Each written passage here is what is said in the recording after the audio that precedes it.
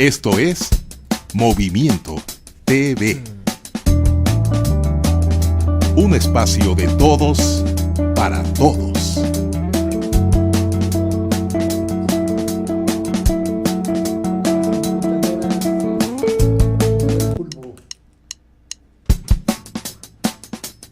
Esto es Movimiento TV. Un espacio de todos para todos.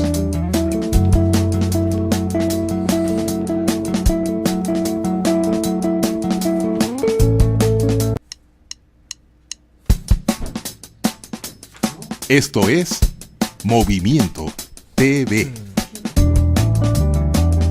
Un espacio de todos para todos.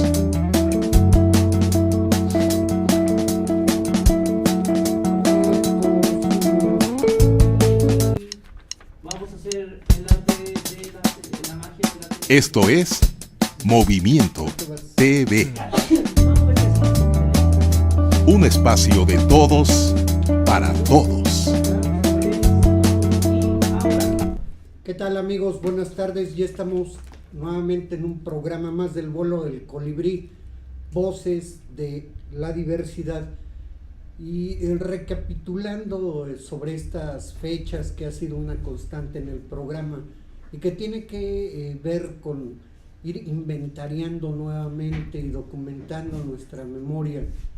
Se ha dicho que una forma muy concreta para dominar a un pueblo pues es la pérdida de la memoria, los referentes simbólicos, históricos y demás. Y déjenme comentarles que hoy es una fecha importante en este calendario histórico de nuestro país, porque un 12 de julio, un día como hoy, pero de 1859, se promulga una de las leyes más importantes que se han tenido en nuestro país. Se promulga la ley de nacionalización de los bienes de la iglesia. Esto lo hizo la ley Lerdo y la ley Juárez, y evidentemente esto fue el encono de la Iglesia Católica, pues le quitaban sus formas de vivir. Hay que tomar en consideración, algunos historiadores lo han dejado ya muy claro, la Iglesia Católica era poseedora de miles de hectáreas en nuestro país. Aquí en Puebla está claramente documentado cómo tenían en sus manos muchísima tierra, y esto se da, repito, un 12 de julio de 1859. Igualmente, y esto lo mencionábamos hace una semana, un 12 de julio, pero de 1904, nace Ricardo Eliezer Neftalí Reyes Basualto, que quizá los nombres como a Germán Tintán, que tenía 8 nombres, no les va a decir muy poco, pero si se les menciona que este personaje, Ricardo Eliezer Neftalí, lo conocen mucho de los jóvenes, mucha de la gente de la ya adulta, por sus poemas. Estamos hablando de Pablo Neruda. Pablo Neruda nace un 12 de julio en 1904, inclusive Pablo Neruda estuvo varias veces en nuestro país. Él fue miembro del Partido Comunista Chileno. Él estuvo en nuestro país al lado de pintores como Siqueiros, Rivera, como Orozco, con Frida Kahlo, etcétera, cuando de alguna manera los artistas tenían este compromiso social y político en América Latina. E insisto con alguien que nos vamos a detener en otro programa, es este poblano atlicense, hoy prácticamente olvidado en su ciudad natal, que es Atlisco. No hay ni siquiera una estatua dirigida a él, que fue una de las gentes que conjuntamente con Maples Arce elaboran y publican el manifiesto estridentista, aquel que iniciaba con arriba el mole de guajolote. Estamos hablando de Liz Arzubide. Pero bueno, de esto vamos a hablar un poco más adelante. Me da gusto, hace 8 días estuvieron con nosotros. Me da gusto recibir nuevamente a la maestra Gabriela Molina. Ella hace 8 días junto con otra maestra nos mencionaba que iban a tener un foro a nivel nacional, y posteriormente en la próxima semana iban a llevar este foro a una comunidad, particularmente a la Sierra Norte, en una comunidad de la Sierra Norte donde van a estar. Buenas tardes, Gabriela.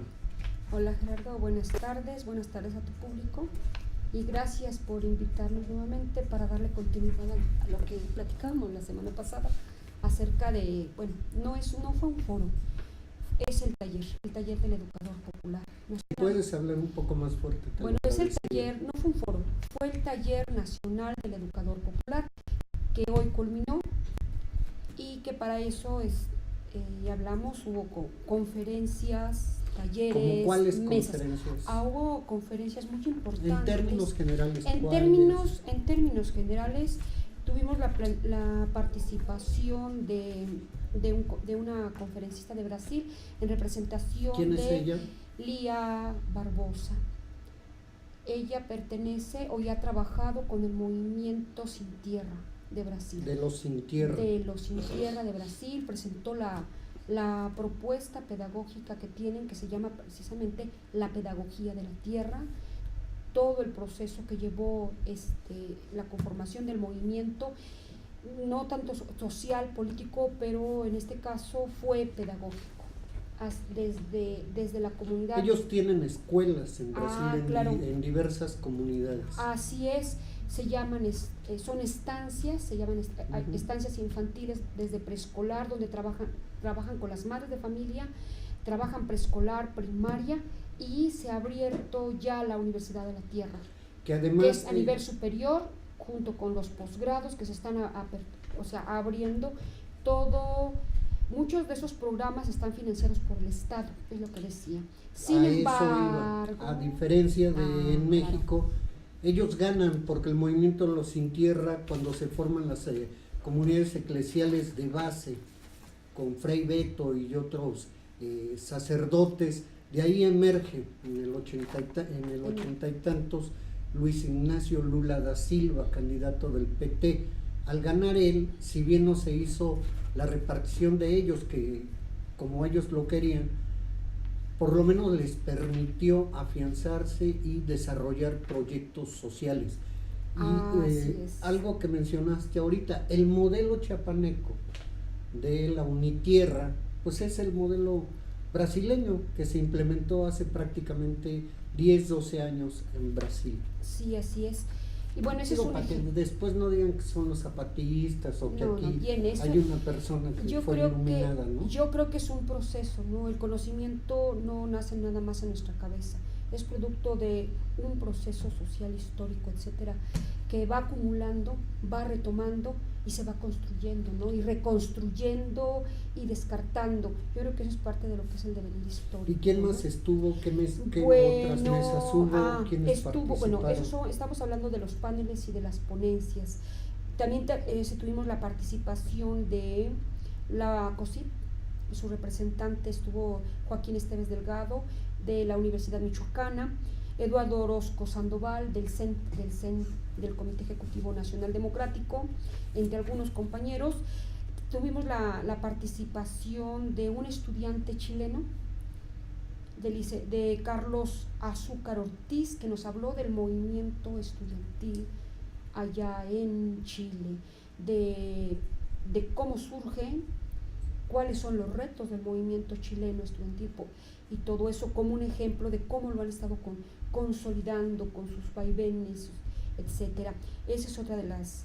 ¿Quién participó por la COSIP? ¿Sobre qué participaron ellos? Sobre la COSIP participó el ingeniero José Jacobo. FEMAT.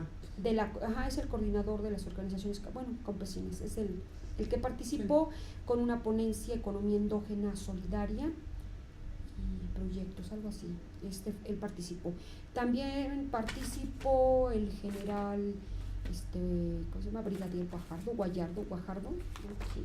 Gallardo. Perdón. Se les manda esto, ni siquiera. Gallardo. Él habló sobre la militarización en relación con los proyectos de muerte. Esa fue su participación. Estuvo también el día de ayer los ciclos culturales en la historia humana. Participó la licenciada Maider Elortegui Uriarte del País Vasco. Uh-huh. Y la profesora Laura Sánchez de Michoacán, y Francisco Galván Ruiz, que pertenece al INE. Participó el maestro Francisco Galván Ruiz en la mesa de cultura del día de ayer por parte del INE. No puedo hablar más ampliamente de esta mesa, de estas ponencias, porque no estuve. Pero de forma general hoy nos van a mandar las conclusiones, donde podemos explicar más ampliamente. Se va a subir al Face, se van a publicar las conclusiones, porque no nada más conclusiones a la memoria. La memoria posiblemente, no sabemos todavía si haya posibilidades de la memoria, pero se sacan conclusiones, que sean las conclusiones de las mesas. Se trabajaron varias mesas, la dimensión política, la dimensión cultural, ecológica, social. La dimensión ecológica, política, todas social, las dimensiones van relacionadas con el programa alternativo, el Programa Nacional Alternativo de Educación y Cultura. Aquí se manejan las dimensiones. Entonces, lo que se trabajó ahí fue dar una postura sobre qué es, por decir, la política, qué tiene que ver la política en un proyecto, en una propuesta. Bueno, pues eso es lo que se trabajó en las mesas. Por eso, ¿pero qué tiene que ver? Pues claro, la porque la dimensión política está marcando, obviamente, parte de la ideología y los fines, al final de cuentas, del currículum, entre ellos, es una parte. Cómo está inmersa la política, las políticas culturales, cómo mueven el proyecto el proyecto curricular, por decirlo. A grandes rasgos, ¿cuál es lo que ustedes proponen en términos del campo de la política cultural? Sobre política cultural. La política cultural. Específicamente lo que se está proponiendo es recuperar, reconocer las culturas como fuente de educación. ¿Cuáles culturas? Todas las culturas. De hecho, precisamente retomamos parte del comentario que que platicamos hace 8 días sobre lo que era la cultura universal, la cultura universal, las culturas originarias, y se discutió, llevé a la mesa esas pequeñas palabras o situaciones que se quedaron aquí, y se decía, sí, hay que reconocer, tenemos que trabajar más el concepto de lo que es una cultura universal y las culturas originarias. Después, en la discusión, no tocó esa mesa, precisamente en la que estuve yo, pero se dijo, hay que revisar qué es la cultura universal, y al final dijeron, es que son todas las culturas, todo el conocimiento que se pueda recuperar de las culturas, que sirvan para el desarrollo integral humano, deben ser consideradas. Hay una pregunta, ¿no creen que llegan tarde a una discusión? Perdón, ¿por qué llegan tarde? Porque esta discusión sobre el pluralismo cultural se dio a finales del siglo XIX, pero en México empieza con lo que se llama esta corriente neoantropológica, y el auge de la discusión sobre el pluralismo cultural se da en los años 80 del siglo pasado. Ahora se está entre esto y una fase distinta de la política cultural. ¿No llegan tarde? Les escriben qué opinan sobre lo que dijo el secretario de Educación Emilio Chaufet, que anunció en la ceremonia oficial de cursos que se analiza la posibilidad de retirar la materia de matemáticas en los primeros 5 años de educación primaria. Sí. Ahorita respondemos junto con otras que yo creo que tienen que ver con esto que hemos estado platicando. La pregunta es esa, ¿no creen que llegan un poco tarde a esta discusión, cuando en el ámbito internacional y nacional la discusión está ya cruzada por otros elementos. Pues mira, ¿sabes qué cosa? Yo no sé si se llegó tarde o se llegó temprano, simplemente se está abordando y yo creo que eso es lo importante, porque la discusión empieza desde las bases. O sea, a lo mejor lo abordaron los académicos y a lo mejor se difundió o no sé qué, u otra cosa. A lo mejor está también impreso en los programas actuales y nosotros lo que tratamos de hacer es de reconstruir, de volver a revisar muchísimos de los puntos. Por eso esto... No te estoy atacando. No, es una simple yo hablo así. Jaime Luna.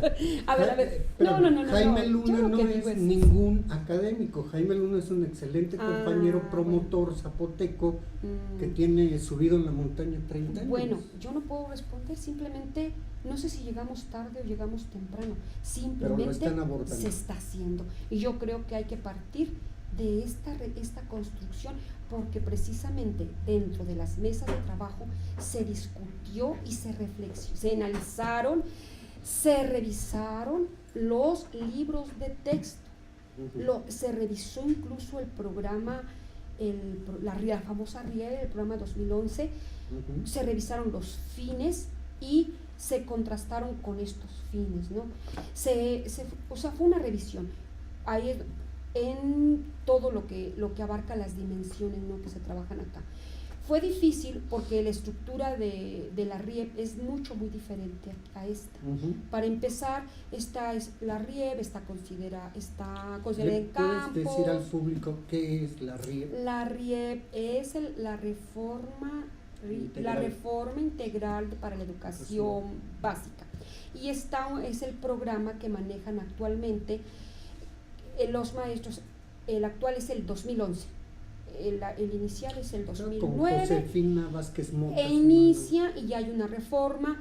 El programa, la RIEP es su principio pedagógico, psicológico, es conductista cognitivo, por eso la estructura, y es un currículum basado en competencias. Y bueno, podríamos ahondar acerca de lo que las competencias, sus autores, que es Perrenot, que es más que eso, varios autores. Yo te preguntaría también por cuestión de tiempo, sí. Esto que nos están escribiendo, ¿cuál es tu opinión de lo que mencionó Schweifert? Es que precisamente que por como coincidencia, pedagogo es un buen político. Bueno, es que la crítica que hacíamos a los programas es cómo se reduce el contenido del conocimiento, o sea, cómo se reduce el conocimiento, cómo el conocimiento tanto de la lengua, de las ciencias, de las matemáticas, de la historia, se reduce a simples conceptos que ni siquiera deben ser pensados, solo deben ser actuados porque te lo marca la competencia. Esta declaración la leí precisamente hoy, salió publicada, y pues dices, es natural que lo hagan. Y lo digo natural, ¿por qué razón? Porque el objetivo de la reforma educativa, del mismo sistema educativo, es no educar, no preparar a la gente, no enseñar, yo creo que sí, prepararla para otros fines, pero no para que las personas, en este caso los niños y las niñas, los y las adolescentes, se enfrenten hacia el mundo de una manera crítica, consciente, y sobre todo luchen por la transformación de este mundo, que aprendan a discernir. ¿Sabes qué? Esta es la política. Ahí es donde entra la cuestión política, porque en la RIEP no se trabaja política, y aquí sí, aparentemente sí, pero explícitamente que se trabaje política, no se trabaja. Que no estamos de acuerdo con algunas cosas, es distinto. Bueno. Pero quitar las matemáticas se suma a una larga tradición de los gobiernos panistas, y es simplemente la continuidad, más allá de si está en el poder el PRI o el PAN. Es una concepción que viene o instrucciones desde la OSD. Hay que recordar que quitaron la materia de filosofía de los bachilleratos hace años, inclusive hay todavía un litigio para regresar la materia de filosofía, la materia de historia en lo que concierne a la prehistoria o a la época prehispánica, también la han mutilado. Y obviamente esto va enfocado a crear un tipo, dándole un tipo de sujeto social o de ser social, en donde solamente le van a dar los elementos para lo que ellos llaman integrarse al mercado de trabajo. Y eso es político, eso es eminentemente político. Que estemos o no de acuerdo con eso es distinto. Ellos quieren un sujeto social, una persona que simplemente sepa, que cumpla tajantemente las órdenes que le dan. Claro, pero a lo que se refiere acá, en la RIEP, por decir, no te habla de la cuestión política tal, ni siquiera se te permite criticar la situación. No, es implícito. Claro, es implícito. Y aquí es diferente, porque aquí la política es real, es para discutirla y que se enseñen a discutir, que se enseñen a, digamos, aprendamos a discutirla, a reflexionar sobre política desde la infancia.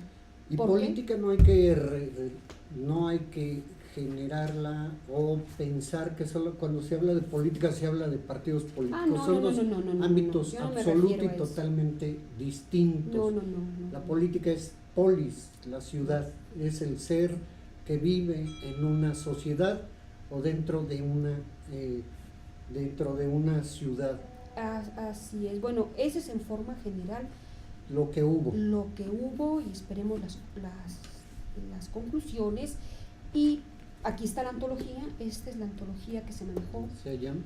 Esto es lo que se manejó. Son los textos que... Y si alguien los quiere conseguir, ¿dónde los pueden conseguir? Con nosotros, con el Comité Ejecutivo Seccional. ¿En dónde? ¿En dónde? ¿Algún número? Sí, está en el código magisterial. ¿Dónde es esto? Ahí es un blog, ahí solicitas, puedes tomar informes ahí y lo puedes conseguir. ¿Con alguna persona? Con alguna persona en concreto, con la compañera Gisela Serrano, con el maestro Guerra, el maestro Miguel Guerra, con ellos se puede conseguir. Enseguida les paso el teléfono para que la consigan. Y bueno, yo creo que vamos a tomar, esto es constructivo, nosotros retomamos de toda la gente, queremos que toda la gente opina, sus opiniones son importantes y deben ser escuchadas, tanto de los maestros, de la gente que sabe mucho o de la gente que no sabe tanto. Y entonces se va integrando a través de las inquietudes, yo quiero leer esto, y entonces dentro de esas sugerencias se va construyendo. Por eso retomamos parte de lo que tú nos sugeriste la semana pasada, lo retomamos. ¿Por qué? Porque se trata de ir aprendiendo. Y este taller es un taller, pues es el alternativo de lo que es de los cursos que se dan en los centros de maestros. Ahora supongo que de Puebla se habla, corrígeme si estoy mal, se habla que en Puebla existen cerca de 76,000 docentes. Es una de las entidades con más docentes en la República Mexicana.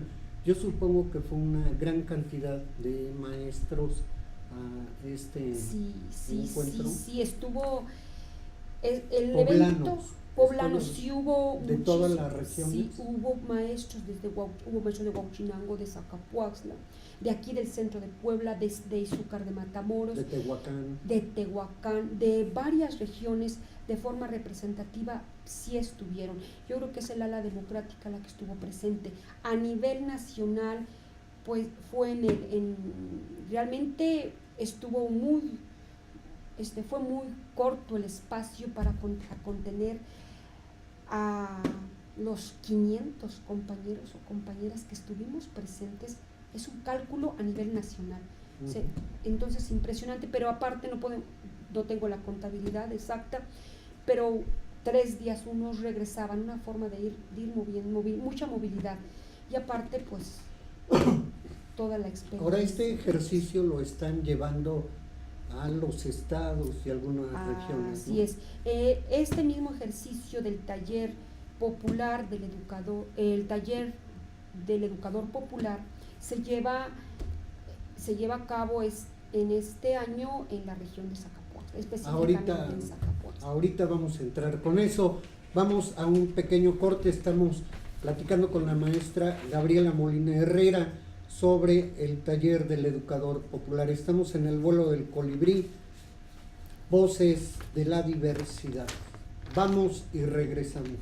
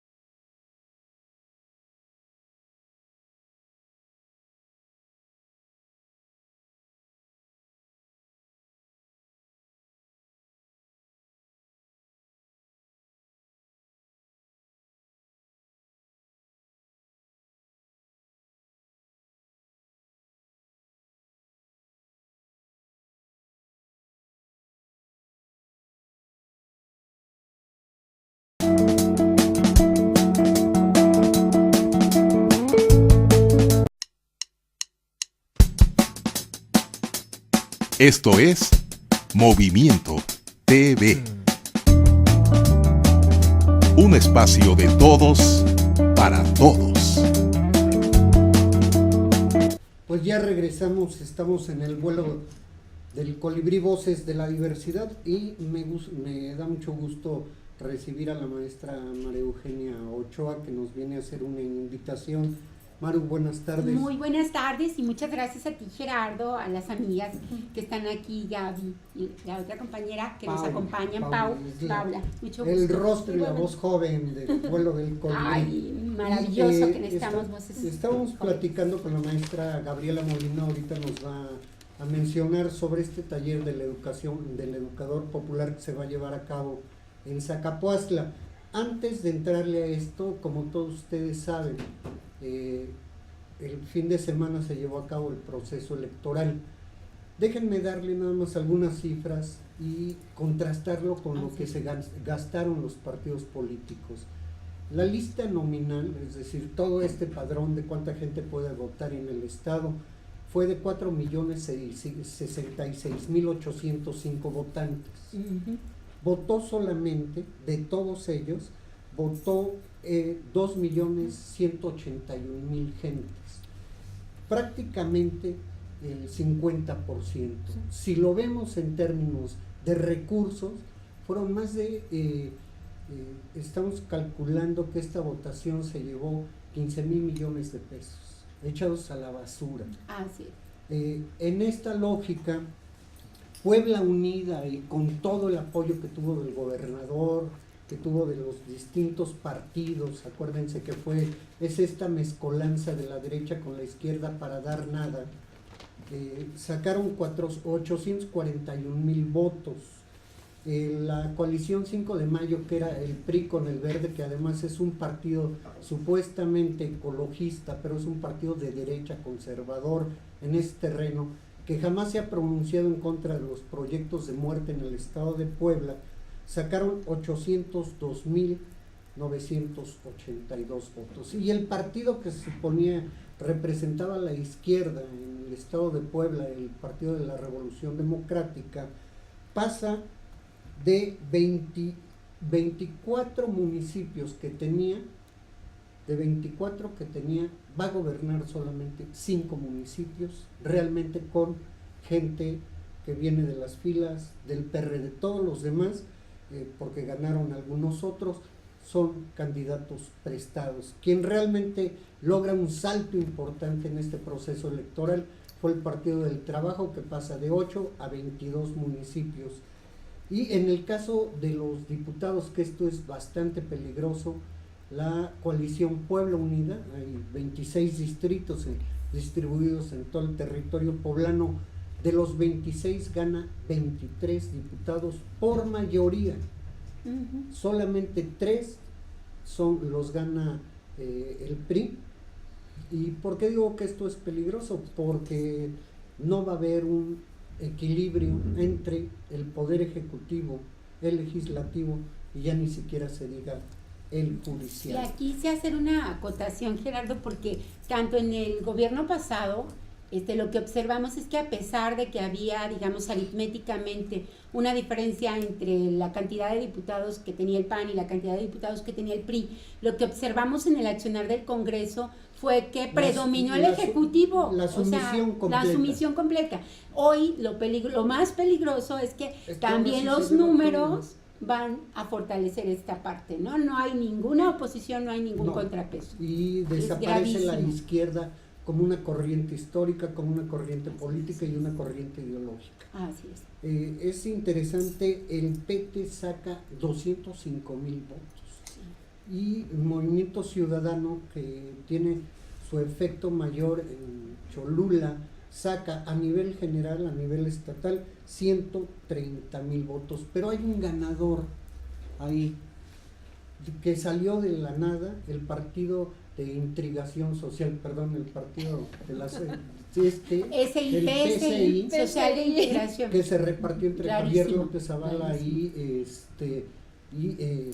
el gobernador del estado. Saca este partido por sí mismo, saca más que otros, saca 113,000 958 votos y se posiciona como una real fuerza política en algunos municipios en donde da este salto. Pero bueno, de esto creo que valdría la pena que le dedicáramos, y lo vamos a hacer próximamente, a reflexionar sobre el futuro y lo que va a suceder en el estado de Puebla. Hay algunos datos que hay que tomarlos con muchas pinzas. Tetela de Ocampo, donde está Frisco, la minera Frisco, lo gana el PRI. El PT, con un agente de una junta auxiliar, la junta más grande de Zapotitlán de Méndez, lo gana con un agente de Tuxtla, que ya antes había sido este compañero que va por el PT, que ahora fue por el PT, ya había estado en el PAN, ya había estado en Movimiento Ciudadano, etcétera.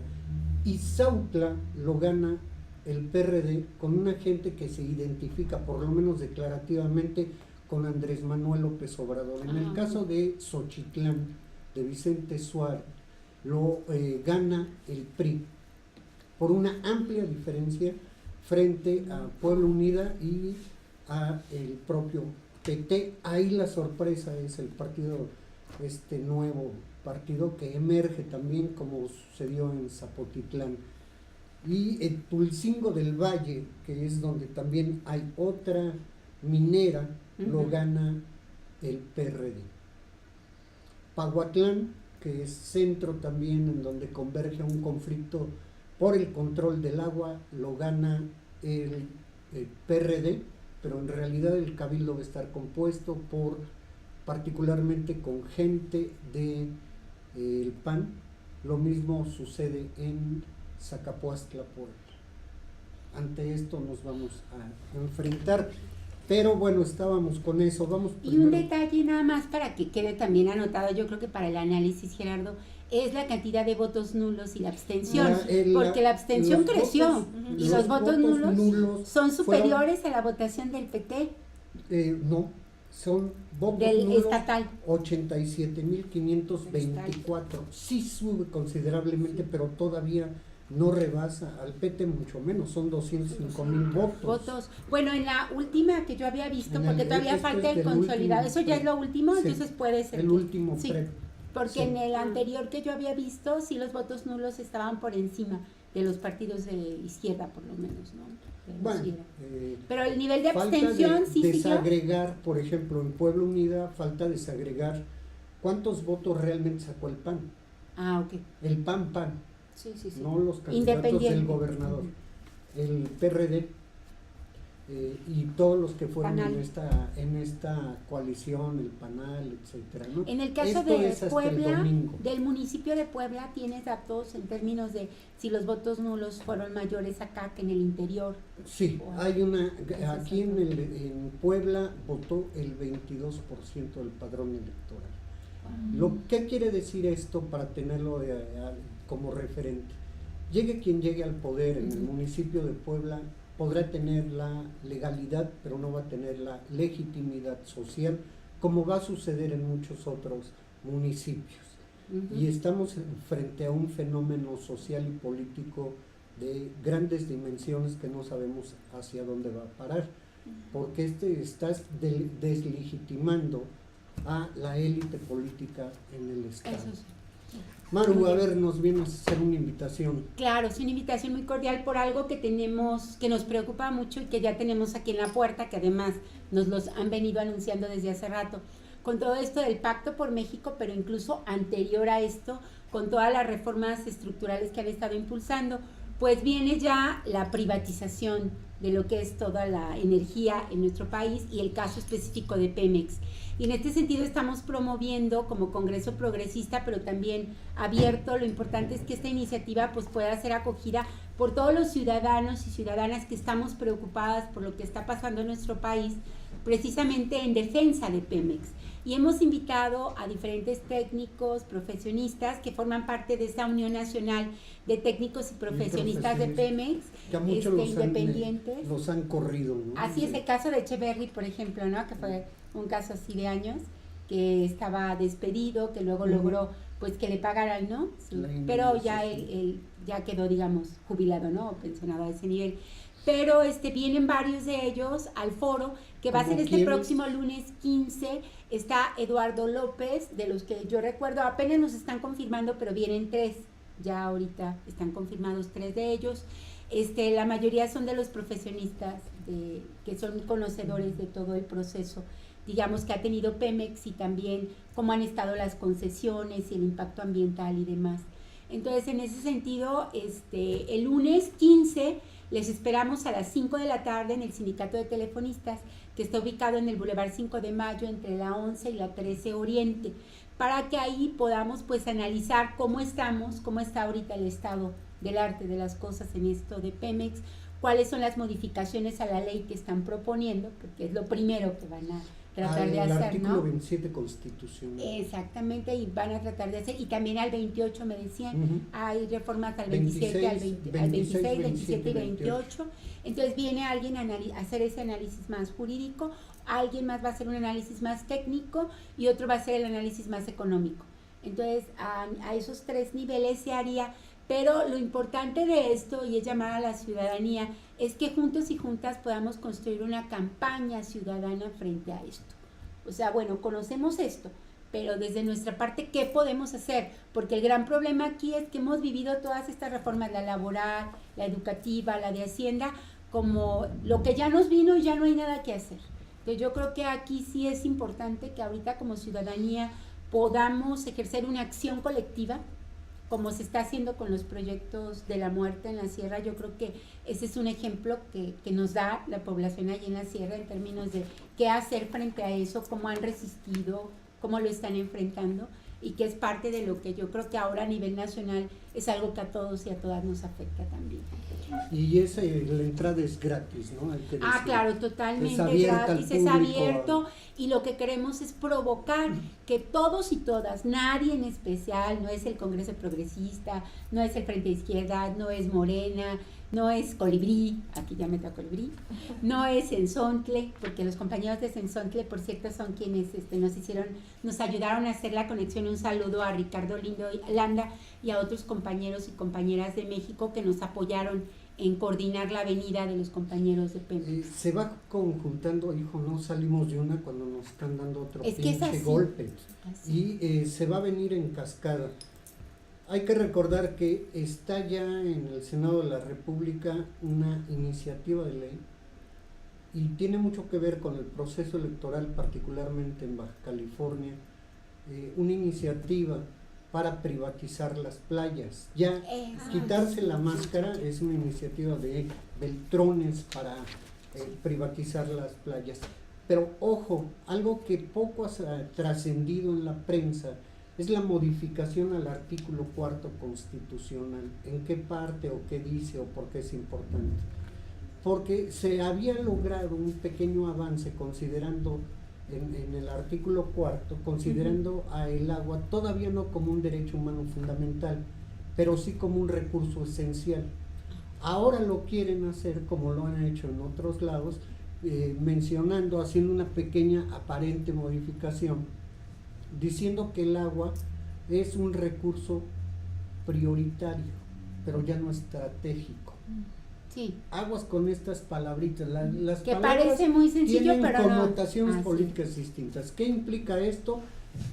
Abrir ya las puertas a la privatización y el control del agua en todo el territorio nacional. Y esto ya se discutió en la Cámara de Diputados hace 8 días, en una comisión.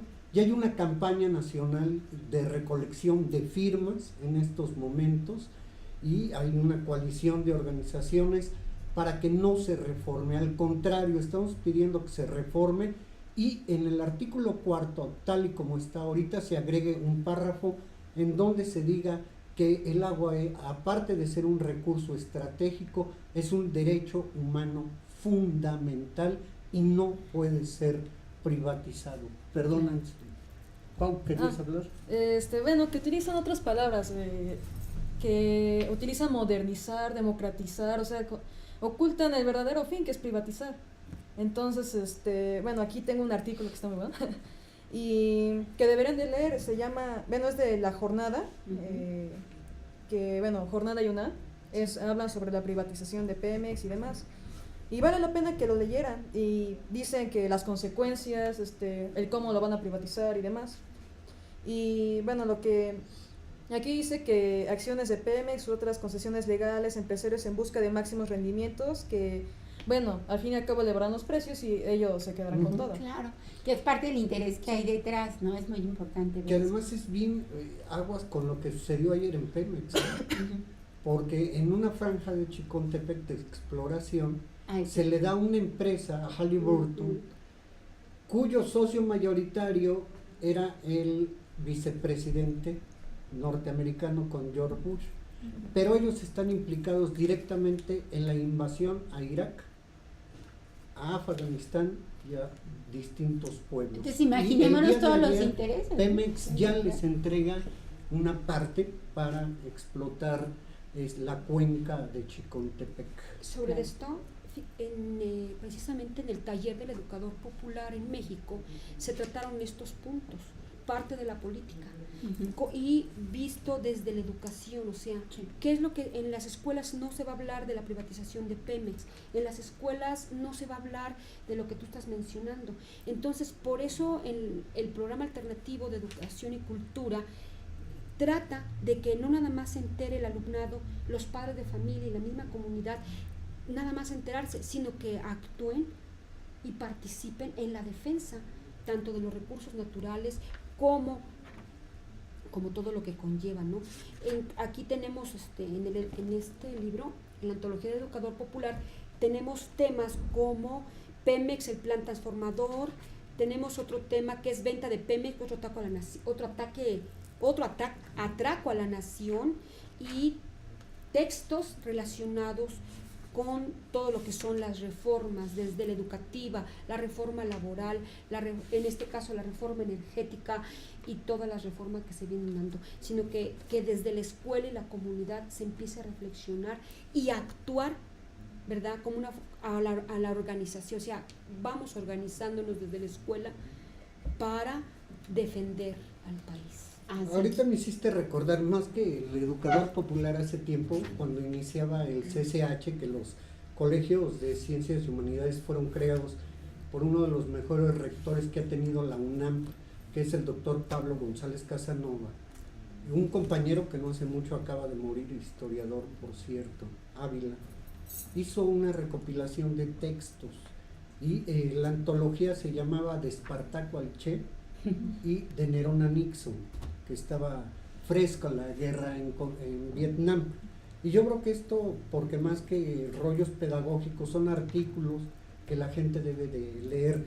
Pero volviendo contigo, y para que las compañeras también puedan opinar e intervenir, a ver, cuéntanos entonces cómo va a estar lo del taller. El taller estatal del educador popular. En primer lugar, creo que es un reto. Es un reto para el movimiento democrático, porque en Zacapuaxtla ganó la diputación el gran cacique del CENTE, un compadre, amigo, íntimo y todo, del Bester Gordillo. Yo estoy hablando claramente del profesor Cupertino Alejo Domínguez. Entonces, varias veces miembro del Comité Ejecutivo Nacional. Claro, sí, qué historia, claro, ¿no? que Qué tiene terrible. una historia de control, y por eso digo el cacique, no de la sierra. Pues ganó con una diferencia, la misma de votos, igual o cercana al presidente electo, a Memo Lobato, que fue el candidato de Puebla Unida. La diferencia fueron de 4,000 y tantos votos, y Cupertino también tiene la misma diferencia. Y yo Nada creo más que eso, yo no se no sé. puede perder de vista quien lleva como suplente Cupertino es un señor con esta organización Tierra Fértil, Martínez, Ah, sí. que está Germán a favor, Martínez. Germán Martínez, Claro. que está a favor de los proyectos de muerte. Así Él es. es su suplente. Así es. No, Entonces, y a esto hay que ponerle nombre y apellido, ¿verdad? Siempre. ¿verdad? Germán Martínez. Nos dice Sergio Bueno, que tiene poco tiempo bueno, para... Sí, ya para ir Bueno, cerrando, ¿verdad? bueno, si es eso, entonces es un reto llevar a cabo ya el educador popular. Son 3 días, iniciamos el día miércoles 17 de julio con el evento inaugural. Que es el próximo miércoles. Es el próximo miércoles, jueves y viernes. Tenemos conferencias, tenemos dos ¿Cómo paneles. cuáles? A ver, tenemos dos paneles donde se va a hablar sobre la dimensión cosmogónica planetaria. Uno tenemos específico los temas de las personas que van a participar, pero en la conferencia inaugural estará nuestro secretario general democrático, el maestro Artemio Ortiz Hurtado, y la presencia del licenciado Gerardo Pérez Muñoz. Ay, No lo qué bueno. conocemos, pero esperemos Tiene que- fama, ¿verdad? Tiene alguna Después fama. cotorreo. Claro. Bueno, esto. Tenemos también la conferencia en la dimensión política, el licenciado Cuellar, Abelardo Cuellar Sí. estará con nosotros Como allá. con Cuellar. No, Sí. dije No, Cuellar, nuestro dije el coordinador del Congreso Progresista. licenciado Cuellar, Orlando Valle, Cuauhtémoc Amezcua, entre otros. Tenemos también la presencia de Sergio Espinal García, el ex secretario general democrático, el doctor Iriberri. Tenemos también, bueno, entre otros. Participan en esta ocasión en la dimensión ecológica organizaciones como los compañeros del Movimiento Independiente de Organizaciones Campesinas Urbano Miocu. y Populares, MIOCUP, van a participar en el panel del día viernes junto con otro grupo, otra organización de Zacapuaxtla, que es Ciudadanos Comprometidos con la Sierra, que manejan todo lo que son la ecología desde la política neoliberal y los proyectos de muerte. Dentro de estas conferencias tenemos también, estamos en espera de que nos confirme la doctora Coral Morales para la dimensión cultural. Los talleres que tenemos son los siguientes: tenemos teatro, tenemos danza, taller infantil, ecotecnias, taller de composta, taller de energía solar alternativa, planeación educativa, manualidades, taller de tallado en madera y último taller que se llama Equidad de Género y Sistema Patriarcal. ¿En dónde Todos va a ser esto? A ver, esto ¿De será... a qué horas a qué a ver, horas? Y, el perdón, día... permíteme. Sí. Y si alguien quiere ir, ¿con quién lo pueden bien. hacer? A ver, el día miércoles iniciamos, será la inauguración en el centro, en el Salón Venustiano Carranza del centro de Zacapuaxtla. Se considera también el centro de convenciones. El día miércoles serán los talleres ahí, porque es día de plaza. Pero para el día jueves seguiremos en el Venustiano Carranza Conferencias, centro de convenciones y bajo en los portales del Palacio Municipal. Ahí se realizarán los talleres y las mesas. Okay. Se pueden comunicar, quien quiera asistir únicamente llega, se presenta, se inscribe y participa. No es abierto a todo público y estamos haciendo una invitación. ¿No es o sí es? ¿Cómo? Es abierta a todo el público Sí. en general. No, es abierta porque participan de hecho otras organizaciones como los descendientes de la Quinta Compañía de una comunidad de Tatosca, que están participando, colaboran también en este evento solidario, porque no contamos con recursos como el CENTE oficial, pero la idea general es... Esto es para que vayan maestros de todo el estado. Claro, está dirigido a maestros y maestras de todo el estado, para los padres y madres de familia, alumnado, para todas las personas interesadas en la educación o no tan interesadas. Es abierto al público y esperamos que vayan los maestros, porque es parte de un proceso de formación diferente al oficial. Creemos que esto es educar realmente en una situación más crítica y más reflexiva de la educación y de la política, etc. Pues ahí está hecha la invitación para los que gusten asistir el día miércoles en Zacapuaxtla. Jueves, viernes. Nos están, 3 por días. cuestiones de trabajo, vamos a tener que suspender lo que resta del programa, pero no sin antes pues que hable Pau. Vamos a un corte. Nos indican que vamos a un corte y regresamos con Pau.